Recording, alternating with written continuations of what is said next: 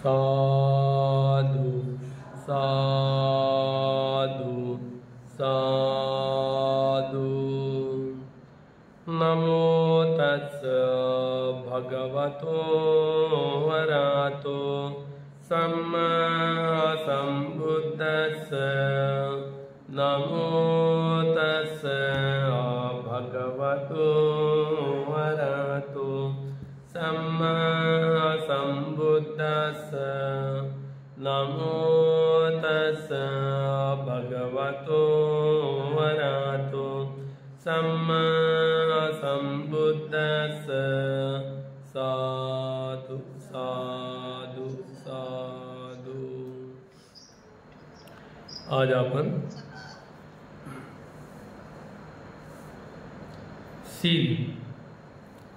शीलाचा भाग पाहूया। आज शीलावर अभ्यास करूया। शील निर्देश। शीलाची ओळख काय आहे, शीलाचे कार्य काय आहे, शीलाचे लक्षण काय आहे, त्याचा रस आकार पदस्थान काय आहे आणि शीलाचा गुण काय आहे, आपण आज या शीलाविषयी जाणून घेण्याचे प्रयत्न करूया। शीलाचे एकूण किती प्रकार आहे, शीलाचा मळ कोणता आहे, शीलाची शुद्धता काय आहे, या प्रकारे आपण शीलावर अभ्यास करून जाणून घेण्याचे प्रयत्न करूया।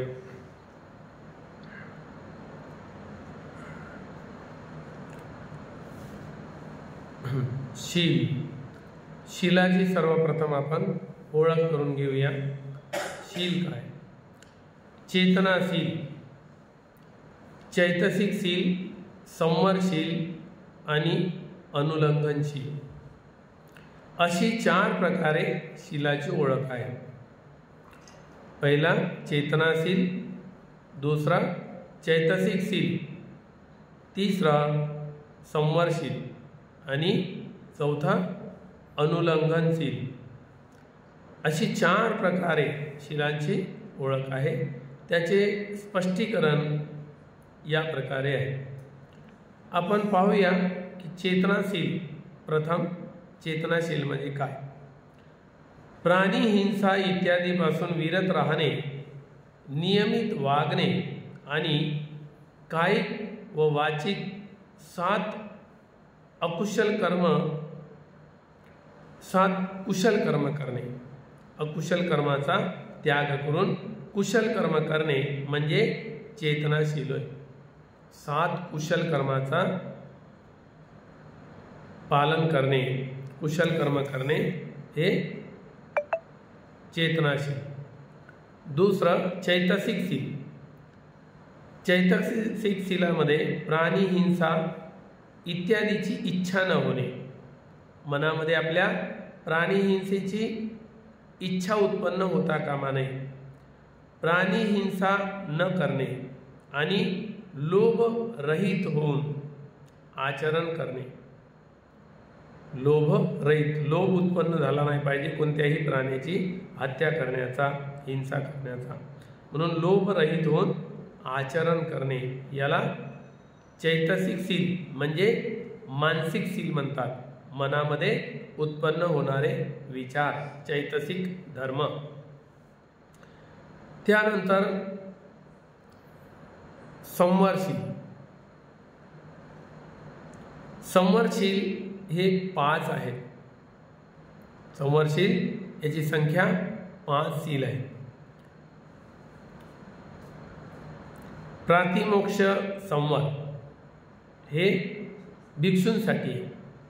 काया वाचेने 227 नियमाचे पालन करणे म्हणजे आपल्या कायेवर वाणीवर संवर करणे, संयम करणे, यामध्ये 227 भिक्षूंसाठी येतात। त्यानंतर संवरशील स्मृती संवर म्हणजे सजगता। प्रत्येक विषयातील कुशल कोणते व अकुशल कोणते याबाबत चित्ताची स्मृती सजग ठेवणे, जागृत ठेवणे याला म्हणतात स्मृती संवरशील। प्रत्येक विषयामध्ये, विषय कोणताही असो त्यामध्ये कुशल कोणते आणि अकुशल कोणते हे लक्षात असलं पाहिजे। याबाबत चित्ताची स्मृती असली पाहिजे, सजगता असली पाहिजे, आपलं मन त्यामध्ये जाणणार असलं पाहिजे कुशल अकुशल। म्हणून जागृत ठेवणे, चित्ताची स्मृती जागृत ठेवणे याला म्हणतात स्मृती संवरशील। नंबर 3 ज्ञान संवर, हे सर्व संवरमध्ये येतात, म्हणजे भिक्षूच्या 227 शिलामध्ये मोडतात। ज्ञान संवर, या ज्ञान संवरामध्ये काय करायचं आहे, प्रज्ञेने तृष्णेचे प्रवाह बंद करणे। प्रज्ञेने जी तृष्णा उत्पन्न होते तिला प्रज्ञापूर्वक जाणणे आणि तिचा जो प्रवाह असतो तो बंद करणे। नंबर 4 शांती संवर। शांती संवर हे शील कसं आहे जाणून घेऊया। शांतीमध्ये काय येतो, मान अपमान, थंड उष्ण इत्यादी सहन करणे। यामध्ये शांतीसाठी काय करणे, मान अपमान थंड उष्ण सहन करणे। आपल्याला थोडंसंही उष्ण सहन होत नाही तर पटकन आल्याबरोबर पंखा लावतो, म्हणजे सहन आहे का, इथे शांती आहे का, शांतीच नाही आहे, विचलित चित्त आहे, पाहिजे रे वाला आहे, हवा पाहिजे आणि जेव्हा थंडी पडते तेव्हा ऊन पाहिजे वाला सहन अजिबात होत नाही, म्हणजे शांती संवर नाही आहे आपल्यामध्ये। त्याच्यामुळे थोडीशी गरमी झाली, घाम निघायला लागला, अरे अरे अरे राहणंच होत नाही माझ्याच्यानं, इथं बाकीचं करणंच होणार नाही, म्हणजे किती मन हावरटपणा मनामध्ये भरवलेला आहे की पाहिजे इच्छा, बार बार इच्छा उत्पन्न करणे, म्हणजे सहनशीलता नाही आहे, मन ताब्यात नाही आहे, मनाला आटोक्यात आणण्यासाठी प्रयत्नही नाही आहे। सहनशीलता असती तर पंखा पाहूया, नसला तर काय होते, माझं काय होणार आहे, शरीरातून घाम निघणार, शरीर पुन्हा हलकं पडणार। हलकं नाही पाहिजे मला, जड शरीर पाहिजे, घाम रुकला पाहिजे शरीरातल्या शरीरात, पण हवा पाहिजे। ही मानसिकता म्हणजे सहन करण्याची क्षमता नाही, याला म्हणतात शांती संवर। मान अपमान आणि थंड उष्ण सहन करणे म्हणजे शांती सहनशीलता। वीर्य संवर, 5वा आहे वीर्य संवर। वीर्य म्हणजे उत्साह, वीर्य कशाला म्हणतात, उत्साह, उत्तम कार्यासाठी उत्साह दाखवणे। वीर्य म्हणजे उत्साह, कोणत्या कार्यासाठी उत्साह दाखवायचा, काही टीव्ही पाहण्यासाठी, नाचगाणे पाहण्यासाठी, डान्स पाहण्यासाठी, रात्रभर जागायचं, कव्वाल्या पाहण्यासाठी, गाणे असेल तर गाणे पाहण्यासाठी रात्रभर जागायचं, उत्साह डबल आला, उत्साह खूप उत्साह उत्पन्न केला। पण जेव्हा प्रवचन ऐकण्याची वेळ येते, ध्यान साधना करण्याची वेळ येते, उत्साह पुरा मरून जाते, नाही बापा माझ्याच्यानं होतच नाही, घरी गेलं तर बरं इथे थांबण्यापेक्षा, म्हणजे उत्साह मेला। इथे उत्साह नाही आहे, ज्याने मुक्तीच्या मार्गावर जायचं आहे त्या ठिकाणी उत्साह मेला। पण जिथे मनाला रंजन होते, मनाचं रंजन होते, गाणे ठेवा, प्रवचन ठेवू नका, सत्कर्म करण्यासाठी काहीतरी कृतीमध्ये उतरवण्यासाठी शिबिरं ठेवू नका, पण गाणे ठेवा, त्यानं काय होते, मनाचं रंजन होते आणि संस्कार पुन्हा पुन्हा गाठोड्यासारखे जमवता येते आपल्याला। आसक्तीचे पाहिजे रे, अशी धून पाहिजे रे, लय पाहिजे रे, आवाज पाहिजे रे, मनाचं रंजन पाहिजे रे, याच्यासाठी आपण दुनियाभराचे पैसा खर्च करू। एखाद्या कवालकाराला 1 लाख देऊ, 80,000 देऊन, एखाद्या भिक्षूला बोलवतं 2,000 मोठ्या मुश्किलनं। दान देताना पुण्यकर्म आहे तिथे कंजूसपण आहे, आणि जिथे पुण्य नाही आहे, मनाचं रंजन आहे, तिथे 80,000 1 लाख दे। किती गंदी अवस्था चित्ताची आहे की माझ्या हिताचं काम आहे, माझ्या सुखाचं आहे, निर्वाण सुखासाठी कामी येणार आहे, तिथे मात्र खर्च करण्यासाठी हात आखूड, आणि जिथे मनाचं रंजन होते त्या ठिकाणी हात लंबा, पुन्हा 1000 रुपये काढू आपण लोकांकडून, पहिले मनोरंजन करू आपण। पण भिक्षूंना 1000 का 5000 रुपये दान देताना आखुडात होते, पुण्यकर्म करताना आखुडात होते। या प्रकारे तो व्यक्ती उत्साह नाही दाखवणार, तिथे पुढे नाही येणार। दान देताना, पुण्यकर्म करताना पुढे कुठे येईल, लोकांचं मनाचं रंजन करायचं आहे आणि लोकांना त्या ठिकाणी जास्त जमावडा जमला पाहिजे, मस्त कार्यक्रम केला बा आम्ही। कशासाठी? कार्यकर्त्याने आपलं नाव कमवण्यासाठी हे कार्य केलेलं आहे। माझं नाव पुढे आलं पाहिजे का, पाय मी या निमित्ताने किती मोठा कार्यक्रम घेतला। कशासाठी?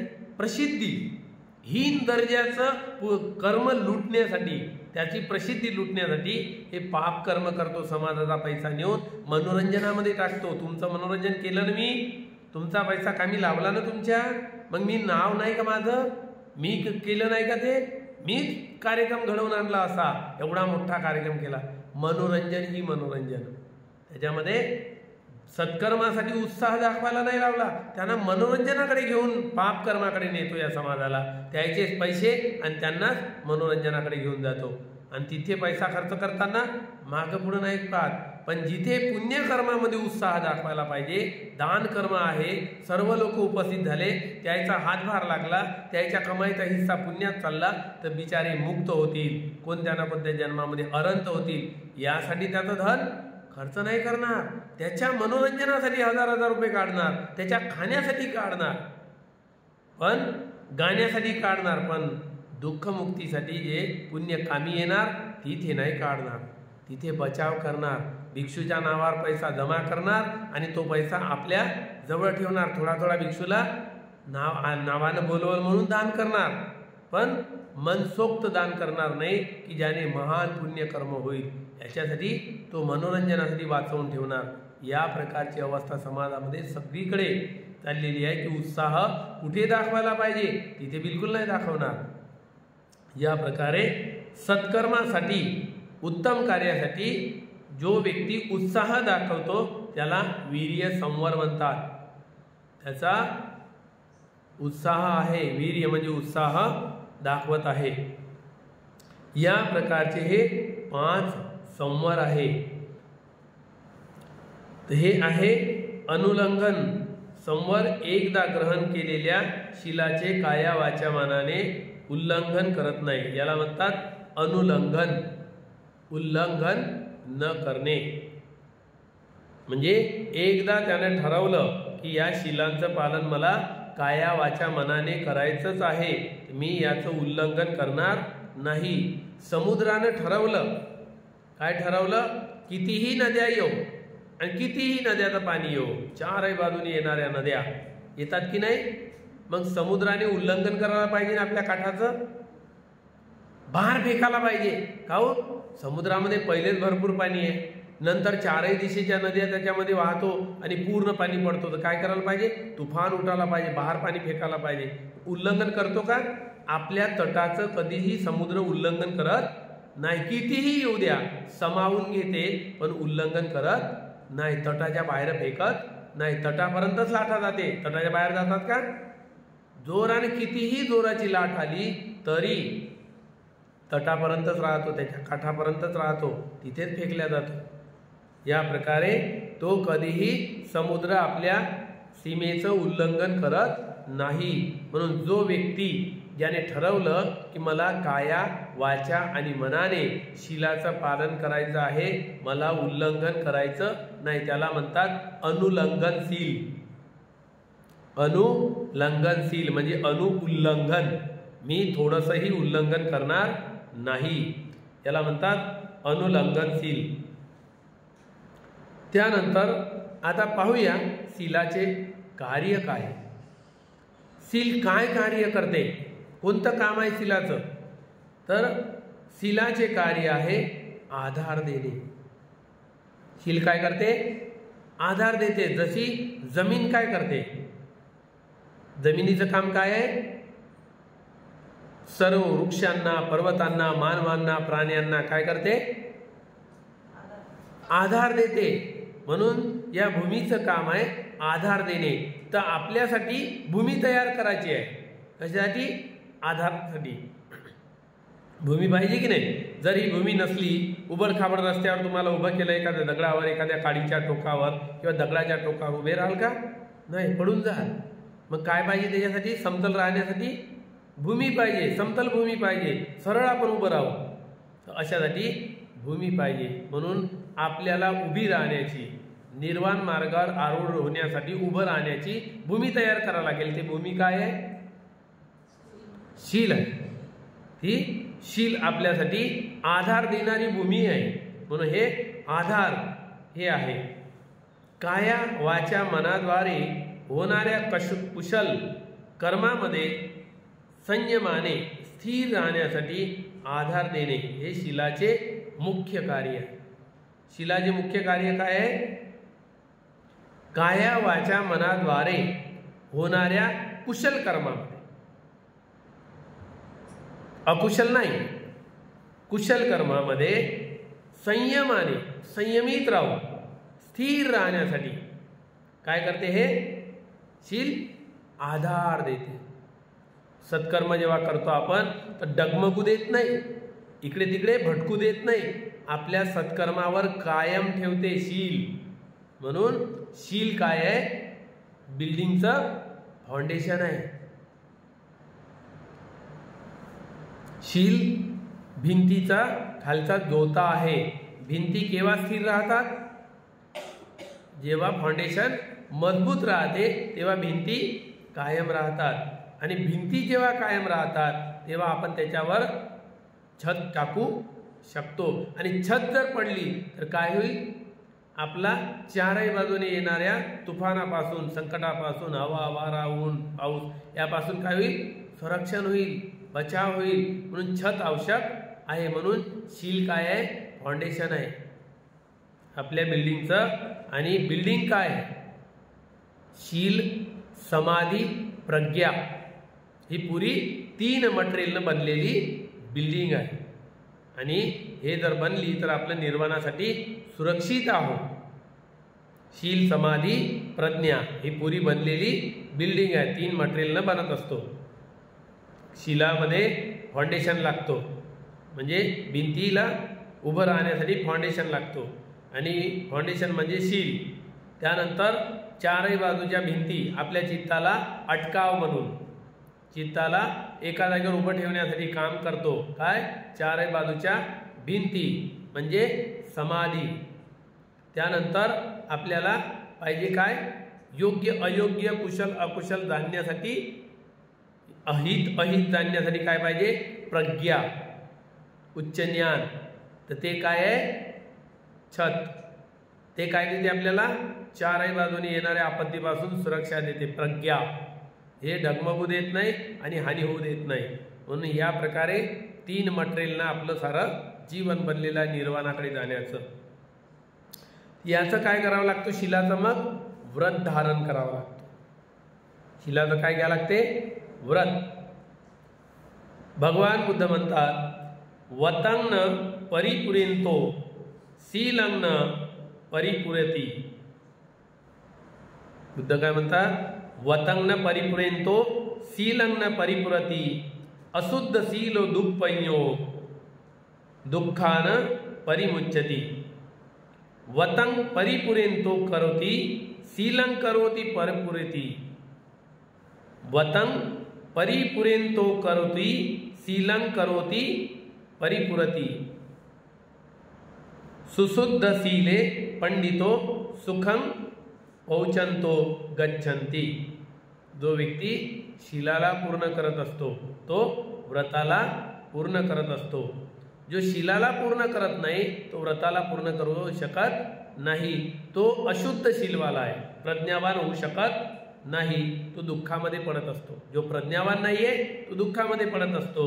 आणि जो शीलाला परिपूर्ण करतो तो व्रताला परिपूर्ण करतो. जो व्रत परिपूर्णता देतो त्याचं शील परिपूर्ण होते. आणि असा शुद्ध शीलवाला पंडित सुखाला प्राप्त करत असतो. भगवान बुद्ध म्हणतात अशा प्रकारे तो सुख प्राप्त करत असतो जो शीलवान, पंडित, विद्वान, ज्ञानी आहे. अशा प्रकारे तो शीलवान पंडित सुख प्राप्त करत असतो आपल्या जीवनात. या प्रकारे हे कुशल कर्मामध्ये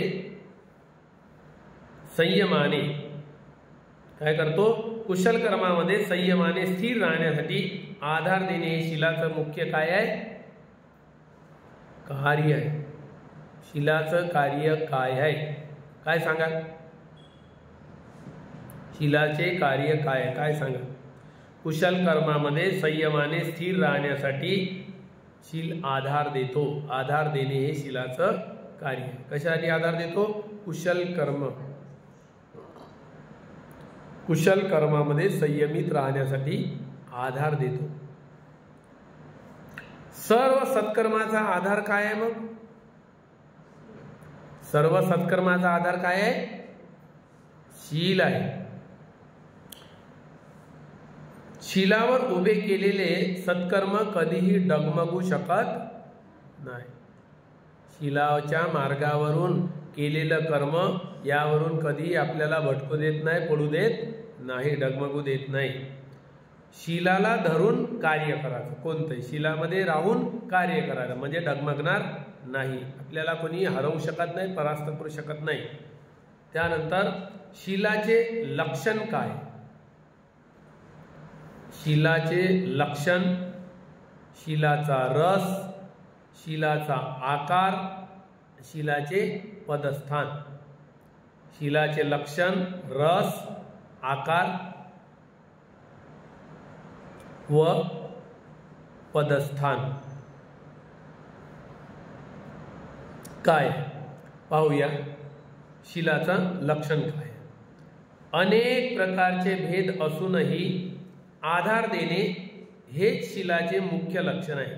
आधार देणे, भेद अनेक आहे परंतु त्याचं मुख्य लक्षण काय आहे, आधार देणे.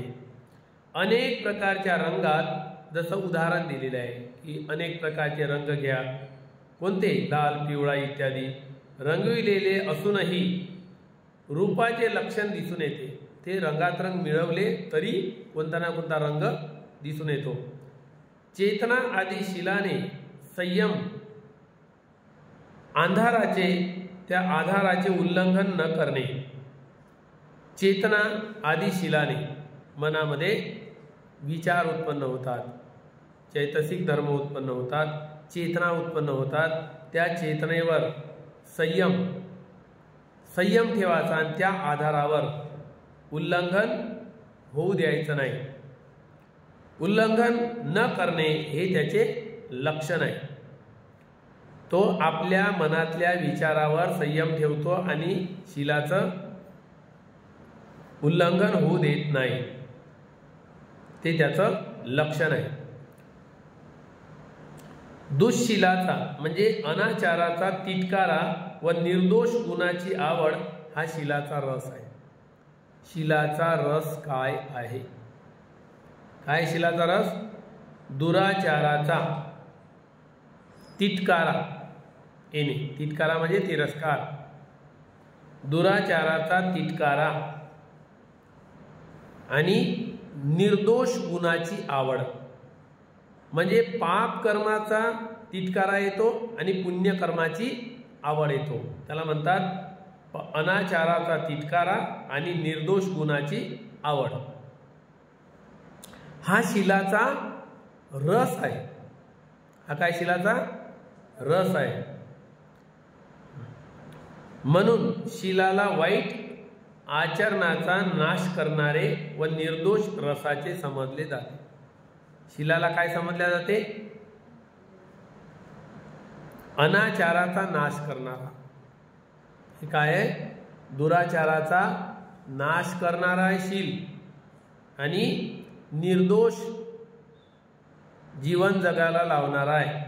हे त्याला निर्दोष रसाचे समजले जाते, म्हणजे दोष नाही आहे. त्यानंतर परिशुद्ध होणे हे शिलाचे पदस्थान आहे. परिशुद्ध होणे, शिलाचे पदस्थान काय, परिशुद्ध होणे शिलाचे पदस्थान आहे.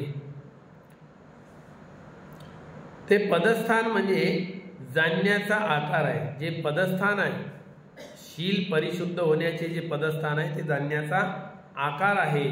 कायेची पवित्रता, वाणीची पवित्रता आणि मनाची पवित्रता हा शील जाणण्याचा आकार आहे. शील काय करते, काय जाणते? कायिक, वाचिक आणि मानसिक कर्म जाणते. पवित्र झाले की नाही कोण जाणते? शील जाणते. शीलाचा जाणण्याचा आकार काय आहे? कायिक कर्म शुद्ध आहे की नाही, वाचिक कर्म शुद्ध आहे की नाही आणि मानसिक कर्म शुद्ध आहे की नाही, हे कोण जाणते? शील जाणते. हे जाणण्याचा आकार आहे. आपल्याला जेव्हा जेव्हा जाणायचं असेल तर शीलाच्या आधारावरच आपण कायिक, वाचिक आणि मानसिक कर्म शुद्ध झाले की नाही, पवित्र आहे की नाही, हे शीलाच्या आधारावरच चेक करता येते. मग कोणते शील तुटले याच्यावर आपल्याला जाणता येते. तर पुढे येणार आहे 10 कुशल, 10 अकुशल. अकुशलाला जाणलं की कुशलाचा आपोआप पालनच होते. या प्रकारे हे काय आहे? आकार, जाणण्याचा आकार, शील जाणण्याचा आकार. मनाची पवित्रता जाणण्याचा आकार म्हणजे शील आहे.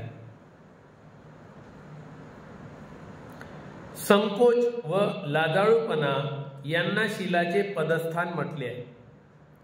संकोच आणि लज्जा. लज्जा, पाप कर्माविषयी लाज वाटणे, त्याला म्हणतात लज्जा. त्याला म्हणतात हिरी. हिरी म्हणजे लज्जा. संकोच, मनामध्ये संकोच आला पाहिजे की पाप कर्म मी करणार नाही. लज्जा वाटली पाहिजे पाप कर्माविषयी. म्हणून इथे संकोच व लाजाळूपणा यांना शीलाचे पदस्थान म्हणतात. हे काय? शीलाचे मुख्य पद आहे. याच्यामुळे मनुष्य पाप करूच शकत नाही. ज्या माणसाच्या मनामध्ये लाज वाटते पाप करताना आणि ज्याला संकोच वाटते की नाही नाही मी हे पाप कर्म आहे वा मी नाही करत, संकोच वाटते त्याला, तो व्यक्ती पुण्यवान आहे, पवित्र आहे.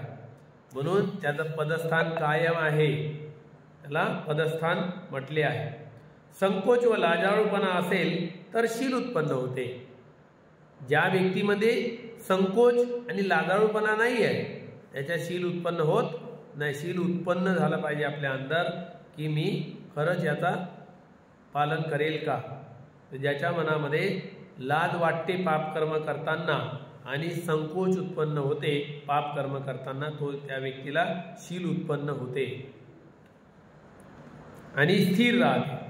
ते नसतील तर शील उत्पन्नही होणार नाही व स्थिरही राहणार नाही. म्हणून पाप कर्म करताना थोडा विचार आला पाहिजे की नाही नाही या पापानं तर माझं नुकसान होणार आहे, माझं तर शील खंडित होणार आहे, माझं तर बल नष्ट होणार आहे. या प्रकारे आपल्याला आणि कदाचित न चुकून झालं शील खंडित तर होश असला पाहिजे की नाही हे तर माझं शील तुटलं आज, हे शिलाचा मळ आहे, शिलावर चढलेला मळ आहे. जसा कपड्यावर चढतो तर आपल्याला दिसून पडते अरे कपड्यावर मळ चढला, पटकन काय करतो? धुवून टाकतो. अशाच प्रकारे शील जर खंडित झालं तर माहीत पडलं पाहिजे की मळ चढला, याचा मळ हटवला पाहिजे, तेव्हा माझं शील परिशुद्ध होईल. या प्रकारे आपण शिलाचा मळ जाणला पाहिजे. शिलाचा पुढे पाहूया गुण काय. शिलाचा गुण काय आहे? पश्चाताप होणे हा शिलाचा गुण आहे. काय? पश्चाताप होणे हा शिलाचा गुण आहे. ज्या व्यक्तीला पश्चातापच होत नाही तो पुन्हा पुन्हा पाप कर्म करतच राहतो, शील तोडतच राहतो. पश्चाताप झाला पाहिजे. या प्रकारे पश्चाताप होणे हा शिलाचा गुण आहे. आणि जर आपल्याला त्याच्यापेक्षा श्रेष्ठ शील पालन करायचं असेल तर जो श्रेष्ठ शील पालन करतो त्याला पश्चाताप करण्याची गरज पडत नाही. म्हणून उत्तम शील पश्चाताप न करण्यासाठी असते. उत्तम शील कशासाठी आहे? पश्चाताप न करण्यासाठी आहे. म्हणजे उत्तम शील पालन करतो त्याला पश्चाताप करायची गरज पडतच नाही, कारण तो प्रत्यक्षात सजग आहे, पुढे गेलेला आहे. पण जो साधारण शील पालन करतो त्याला पश्चाताप झालाच पाहिजे की अरे आज माझ्या हाताने शील तुटलं, माझ्या हाताने या प्रकारचं पाप झालं, त्याला पश्चाताप झाला पाहिजे. पण तो पुढे जर गेला असेल शील पालन करत करत आणि तो संयम आहे त्याच्यावर आणि सजग आहे, तर तो व्यक्ती पश्चाताप करणारच नाही, त्याला पाळीश येणार नाही. म्हणून पश्चाताप न करणे उत्तम शील यासाठी आहे, पश्चाताप न करण्यासाठी. शीलवान पुरस्थ व्यक्ती प्रमाद करीत नसल्यामुळे पुष्कळ संपत्ती प्राप्त करतो. आता शील तोडण्यामध्ये तो प्रमाद करत नाही. तुटलं तर तुटू द्या, काय फरक पडते असं करत नाही, तुटलंच नाही पाहिजे म्हणून तो सजग राहतो. म्हणजे प्रमाद करत नाही. प्रमाद म्हणजे आळस करणे. जाऊ द्या, तुटलं तर तुटलं, काय एका शीलानं काय होणार आहे असे म्हणणारे बरेच लोक आहेत. म्हणून ते काय करत आहे, प्रमाद करत आहे, आळस करत आहे. पण जो व्यक्ती, जो गृहस्थ प्रमाद करत नाही, सजग राहतो की नाही तुटू देणार नाही. या प्रकारे जो शीलवान गृहस्थ व्यक्ती प्रमाद करीत नसल्यामुळे पुष्कळ धनसंपत्ती प्राप्त करतो. त्याला धनसंपत्ती भरपूर मिळते. दान वगैरे देऊन पुण्य प्राप्त करतो. पुन्हा धनसंपत्ती मिळतो शीलामुळे आणि पुन्हा काय करतो, तो त्या धनसंपत्तीला कमवलेल्या दान करतो. कारण तो शीलामध्ये जेव्हा कमजोर नाही तर दानामध्ये कमजोर राहील का, शक्यच नाही. कारण त्याला शीलामुळे धन प्राप्त झालं हे त्याला माहित आहे, म्हणून तो दानामुळे पुन्हा त्याला शील मजबूत करेल. कारण बुद्धांनी सांगितलेलं दानं ददंतु श्रद्धायं शीलं रक्षन्तु संपदा. जो दान देतो श्रद्धेनं त्याचं शील रक्षण करतो. जो शील पालन करून दान देतो त्याला धन प्राप्त होतो. त्यांनी सर्वत्र वाहवाकी पसरते. अशा व्यक्तीची, जो दान देणारा व्यक्ती आहे त्याची प्रसिद्धी सगळीकडे पसरते की दानी म्हणून त्याची ख्याती भरपूर प्रसिद्ध होते. तो ज्या ज्या सभेत जातो तेथे तेथे निसंकोच व निर्भय होऊन जातो. दान देणारा व्यक्ती कसा जातो, कोणाला घाबरत नसतो. चाहे सजा ब्राह्मणाची सभा, ब्राह्मणाची हो, क्षत्रियाची हो, वैश्याची हो, शूद्राची हो, कोणाची सभा असो, तिथे जाताना निर्भय होऊन जातो. का, कारण तो दान देणारा आहे, त्याची प्रशंसा होते म्हणून भयभीत होऊन जात नाही. कारण तो जगवणार आहे दुसऱ्याला, त्याच्यामुळे निर्भय होऊन जातो, भयभीत होत नाही. त्याची सर्वत्र वाहवाकी पसरते. तो सुखपूर्वक व जाणीवेने जीवन जगतो. आणि तो जीवन कसा जगतो, सुखपूर्वक. दान देणाऱ्याच्या मागे दुःख नाही राहत. सुखही सुख, चिंतन कुशल. कंजूस माणसाच्या मागे दुःख राहतो, लोभी माणसाच्या मागे दुःख राहतो, गलत मार्गाने धन गमावणाऱ्याच्या मागे दुःख राहतो. या प्रकारे त्याच्या मागे दुःख नाही राहतो. जाणीवेने सजगतापूर्वक जीवन जगतो की मला कमावणे तर आहे, 100 रुपये कमवत असेल तर 5 रुपये मला काढून ठेवणे, धर्मासाठी दान देणे आहे 20वा हिस्सा, हे माझं आद्य कर्तव्य आहे. म्हणून तो जाणीवपूर्वक धर्मासाठी, धर्माच्या प्रचारासाठी, लोककल्याणासाठी आपल्या कमाईतला 20वा हिस्सा अल्लग काढून ठेवतो जाणीवपूर्वक. म्हणून जाणीवेने जीवन जगतो, शुद्धीवर असताना मरतो. दान देणाऱ्याची दुर्गती कधी होत नाही असं बुद्धानं म्हटलेलं आहे. मी जीवनात कधी पाहिलं नाही म्हणते की दान देणारा कधी दुर्गतीनं मेला, बिलकुल नाही. म्हणून शुद्धीवर राहून, होशमध्ये राहून मरण पावतो की मी इतकं आतापर्यंत दान दिलं, पुण्यकर्म केलं, म्हणून माझा दुर्गतीला जन्म हे होणारच नाही, मरण येणार नाही, सुगतीचं मरण येणार. म्हणून तो केलेल्या कर्माचं चिंतन करत मरतो. मरता क्षणी त्याच्या डोळ्यासमोरच येतो काय काय केलं त्यानं, पुराच्या पुरा पिक्चर तयार होतो, त्याच्या जीवनाचा जीवनपट तयार होतो, डोळ्यासमोर येतो. इथे दान दिलं, तिथे दान दिलं, या भिक्खूला दिलं, त्या भिक्खूला दिलं, हे दान दिलं, चिवर दान दिलं, परिष्कार दान, पुरं येते. आणि त्याचं चिंतन करत करत तो आपला प्राणाचा त्याग करतो. मग सुगती होणार की दुर्गती होणार, सुगती होणार, प्रमोशन. म्हणून तो बेहोशीत होऊन मरत नाही, चिंतन करत मरतो कुशल कर्माचं. शरीर त्याग करून मरण पावल्यावर काय होईल त्याचं, कुठे जन्म होणार, दुर्गती सुगतीत, सुगतीचा जन्म प्राप्त होईल. म्हणून अशा व्यक्तीला सुगती प्राप्त करून श्रेष्ठ लोकात उत्पन्न होतो. असा व्यक्ती, दान देणारा व्यक्ती सुगती प्राप्त करून योग्य लोकांमध्ये उत्पन्न होत असतो. या प्रकारे हे काय होता, शीलाचा गुण, शीलगुण आहे. शील काय काय प्राप्त करून देते, शीलगुण. यानंतर शील किती प्रकारचे, आपण आता थोडंसं यावर प्रकाश टाकूया. शील किती प्रकारचे. एक प्रकारचे सर्व प्रकारचे शील आधार होणे या एकमेव लक्षणानुसार एक प्रकारचेच आहे. शील सर्व मिळवलं तर आधारच देणे.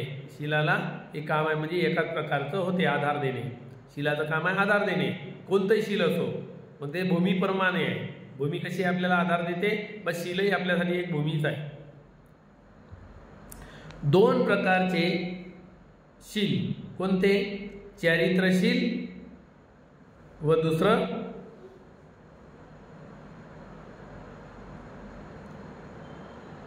चारित्र्यशील विरती व अविरतीशील.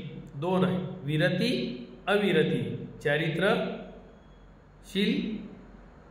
चारित्र्यशील विरती, निश्रित व अनिश्रितशील आणि लौकिक व लोकोत्तर यानुसार शीलाचे दोन प्रकार आहेत. लौकिक शील आपण आपल्या भौतिक संपत्ती प्राप्त करण्यासाठी शील पालन करतो. माझ्या घरी धन यावं, नोकरी यावं, मुलंबाळ व्हावे, लग्न व्हावे, या प्रकारे याला काय म्हणतात? लौकिक शील. घरातल्या वस्तूंची पूर्ती करण्यासाठी संकल्प करतो, शील पालन करतो, याला म्हणतात लौकिक शील. हे तुम्हाला ते त्या शीलाच्या बळाने प्राप्तही होते, असं नाही की प्राप्त नाही. तुम्ही ज्या कामासाठी शील पालन करता ते प्राप्त होते. धन प्राप्त होते, सुंदरता प्राप्त होते, मुलंबाळ प्राप्त होते, लग्न होते, नोकरी प्राप्त होते. या शीलाच्या बळावर तुम्हाला प्राप्त होते. पण हे काय आहे? लौकिक शील. तुम्ही भौतिक वस्तू प्राप्त करण्यासाठी सारा शील पालन केलेलं आहे. पण आपल्याला शील पालन कशासाठी करायचं आहे? शील पालन करायचं आहे लोकोत्तर, म्हणजे या लोकापेक्षाही निर्वाण सुख सर्वात श्रेष्ठ आहे. त्या निर्वाणासाठी मला शील पालन करायचं आहे, तर लोकोत्तर शील म्हणतात त्याला. या लोकाच्या व्यतिरिक्त, उत्तर म्हणजे वरच्या दिशेला जाणारं म्हणजे लोकोत्तर. हा लोक म्हणजे भौतिक क्षेत्रात मोडतो आपण सारे, हे लौकिक क्षेत्रात मोडतो सारा हा संसाराचे क्षेत्र आहे. आणि संसारातून बाहेर निघायचं असेल तर त्या क्षेत्राला कोणतं क्षेत्र म्हणतात? लोकोत्तर. लोकोत्तर क्षेत्र निर्वाणाकडे घेऊन जाणार आहे. यानुसार शिलाचे दोन प्रकार आहे, भौतिक शिलामध्ये जगणारे लोक आणि लोकोत्तर शिलामध्ये जगणारे लोक. आता तुम्ही सर्व गृहस्थ लोक भौतिक क्षेत्रामध्ये आणि जे या पलीकडे गेलेले आहे साऱ्या वस्तूचा त्याग करत ते भिक्षू लोक पुढे लोकोत्तर क्षेत्रामध्ये. तुम्ही लौकिक क्षेत्राच्या गोष्टी करता, लौकिक गोष्टी प्राप्त करता, आणि भिक्षू लोक निर्वाण प्राप्ती करण्यासाठी झटतो, म्हणून तो लोकोत्तर क्षेत्रामध्ये जाण्याची त्याची तयारी पालन करण्यासाठी. या प्रकारे निर्वाणासाठी भिक्षू लोक प्रयत्न करतात आणि तुम्ही साऱ्या संसाराच्या वस्तू प्राप्त करण्यासाठी शील पालन करता. तीन प्रकार शिलाचे, तीन प्रकार आहेत, हीन, मध्य आणि उत्तम.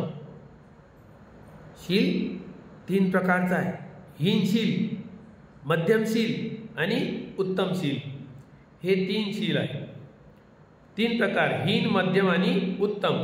यानुसार आत्माधिपत्य, लोकाधिपत्य आणि धर्माधिपत्य. पहिलं शील कोणतं आहे? आत्माधिपत्य. मी शील पालन करतो कोणासाठी? आत्माधिपत्य म्हणजे स्वतःसाठी.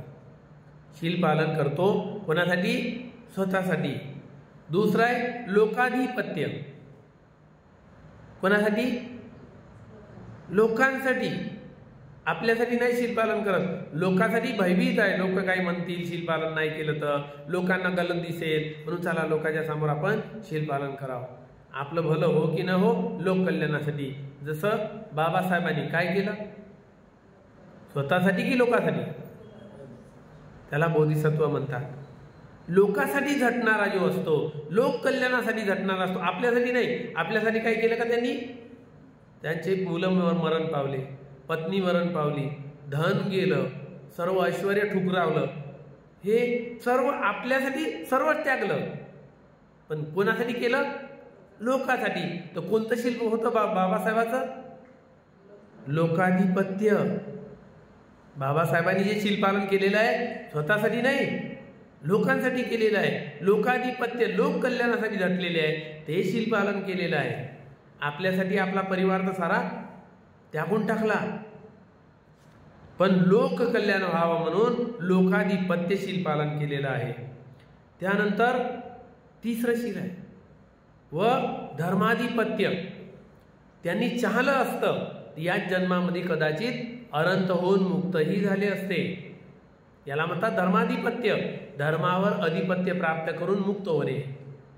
या शिलाला जर बाबासाहेबांनी घेतलं असतं तर सर्वांचं कल्याण झालं नसतं. आम्ही कुठं असतो? सारे दुःखामध्ये नरकामध्ये व्यातना भोगत.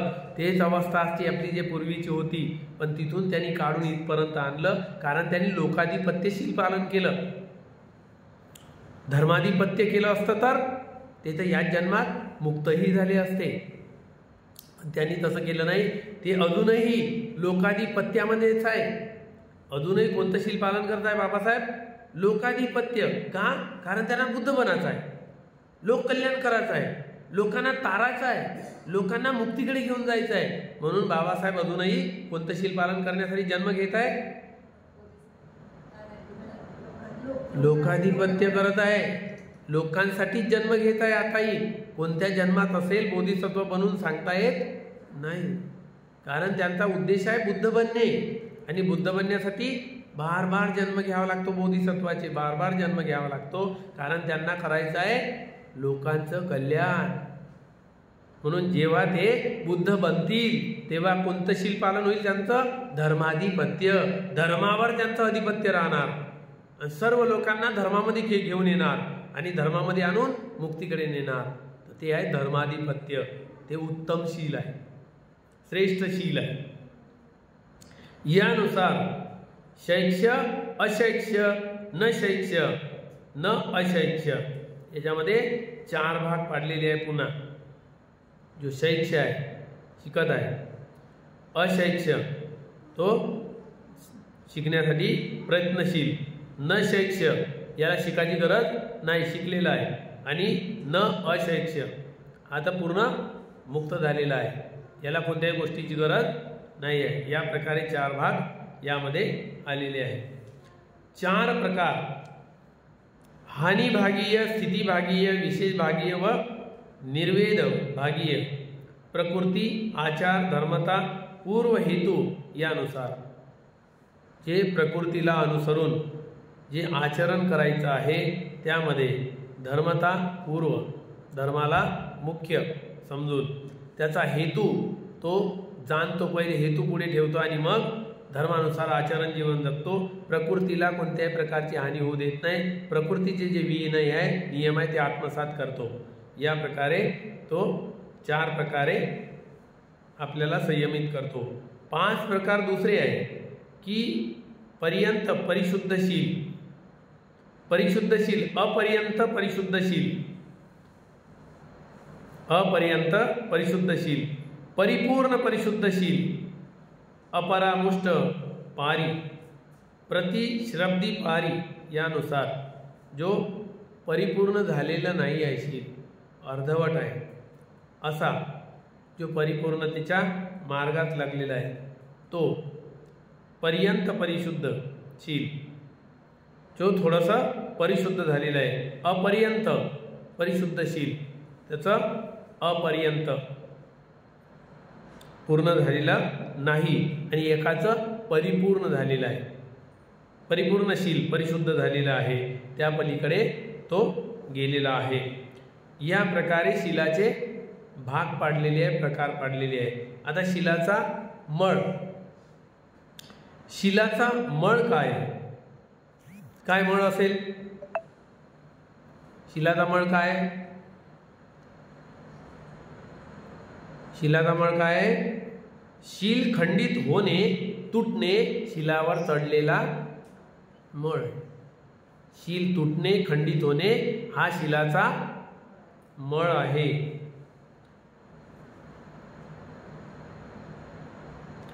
पाप कर्म करणे हा शीलाचा मळ आहे. पाप कर्म केलं शीलावर मळ चढला, शील परिशुद्ध राहिलेला नाही आहे. त्यानंतर शीलाची शुद्धता काय आहे? मग शीलाची शुद्धता काय आहे? शिलाची शुद्धता काय असली पाहिजे मग? शील अखंड राहणे, बरोबर. शील अखंड राहणे, पूर्णत्वास जाणे, शिलाची शुद्धता आहे. कुशल उत्तम कर्म करणे ही शिलाची शुद्धता आहे. मग शील शुद्ध राहण्यासाठी काय करावं लागेल? कुशल कर्म करावं लागेल. या प्रकारे आपण हे शिलाचे गुणधर्म, ओळख, पदस्थान, मळ, शुद्धता, प्रकार हे जाणलेले आहे. तर आजच्या या दिवशी आपण शिलाची ओळख करून घेतलेली आहे. आपण उद्यापासून पाहूया शील कशा प्रकारे पालन करायचं आणि किती प्रकारचे कोणते कोणते शील आहे, ते पुण्यकर्मीय शील कोणते आणि पापकर्मीय दुःशील कोणते, याचा आपण पुढे अभ्यास करूया. आणि शील कसं तुटते, शील तुटण्याचे प्रकार किती आहे, या प्रकारे पुढे आपण उद्याला याचा अभ्यास करूया. आजच्या या दिनी एवढंच सांगून मी माझे उर्वरित शब्द इथेच थांबवतो. सर्वांचे मंगल कल्याण. जे काही आपण पुण्यकर्म अर्जित केलेलं आहे, हे पुण्यकर्म चारही दिशेला असणाऱ्या देवतागणांना अनुमोदन करूया. या पुण्यकर्माच्या बलाने चारही दिशेतील देवतांना श्रद्धाशील श्रुत त्याग प्रज्ञा प्राप्त हो. चारही दिशेतील देवता बुद्ध शासन चिरस्थायी ठेवण्यासाठी मदत करो. चारही दिशेतील देवता तुम्हा सर्वांना धार्मिक सुरक्षा प्रदान करो. चारही दिशेतील देवतांना बुद्धाच्या शासनामध्ये उत्तम 4 आर्य सत्य साक्षात करण्याचे भाग्य मिळो. यानंतर या पुण्यकर्मातला काही वाटा आपण त्या लोकांना अनुमोदन करूया, जे लोक सदैव आपल्यावर अनुकंपा करतात, कल्याणाची भावना करतात, आपलं हित चाहतात, आपलं कल्याण चाहणारे कल्याण मित्र, आपले गुरुजन, आचार्य, उपाध्याय, जन्म देऊन महान उपकार करणारे उपकारकर्ता, माता पिता, संकटकाळी मदतीला धावून येणारे ज्ञातिगण, 4 प्रत्ययाने भिक्षू संघाची सेवा करणाऱ्या उपासक उपासिका, या सर्वांपर्यंत हे पुण्यकर्म पोहोचो. या पुण्याच्या बलाने त्यांच्यावर येणाऱ्या साऱ्या आपत्ती, विपत्ती, दुःख, भयरोग नष्ट हो. त्यांच्या उद्योगधंद्यामध्ये, व्यवसायामध्ये अभिवृद्धी हो. ते बुद्ध शासनामध्ये राहत हो. त्यांना श्रद्धाशील श्रुत त्याग प्रज्ञा प्राप्त हो. सिद्धार्थ गौतम बुद्धाच्या शासनामध्ये उत्तम 4 आर्य सत्य साक्षात करण्याचे भाग्य मिळो. संपूर्ण विश्वातील दृश्य अदृश्य प्राणी मात्राविषयी मंगलमैत्री करूया. आपल्या कुळातील कालगत झालेल्या लोकांच्या प्रति सुगतीची कामना करून पुण्यानुमोदन करूया.